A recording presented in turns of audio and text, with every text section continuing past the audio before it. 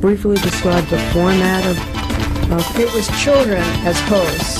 It was 3 or 4 children who I think met in a clubhouse where there were science things around, and they were interested in science, and they took you out into these adventures. I mean, one of them I remember was skydiving. Was one of the girl actors parachuted out of a plane, and that showed how wind held up parachutes. I mean, so that they really went into these adventures, with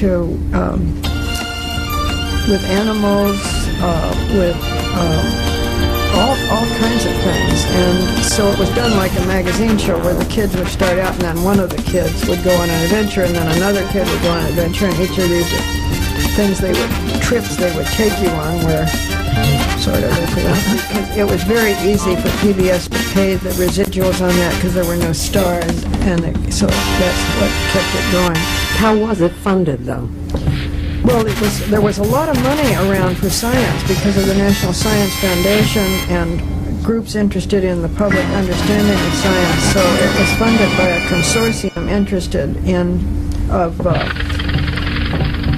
I can't remember if a corporation was in it, but probably even a corporation was in it initially, but certainly the National Science Foundation and the Office of Education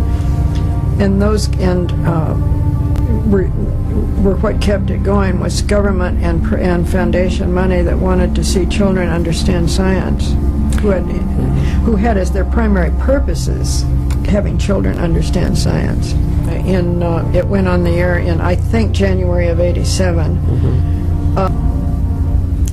Well, besides the format, how did it? Was it because Dave just walked in my office one day and said, math. And I said, oh, that's exactly right. I ought to do math. Probably 1985.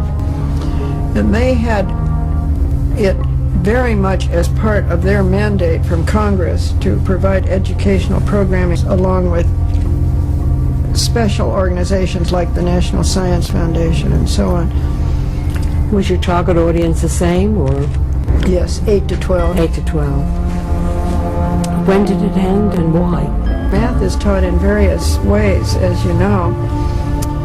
So it had a little harder time finding a sizable audience. It had a pretty good audience, but it was any show that reaches that small an audience, though, in the end is not going to be funded forever. So it had its run. It had a darling little segment.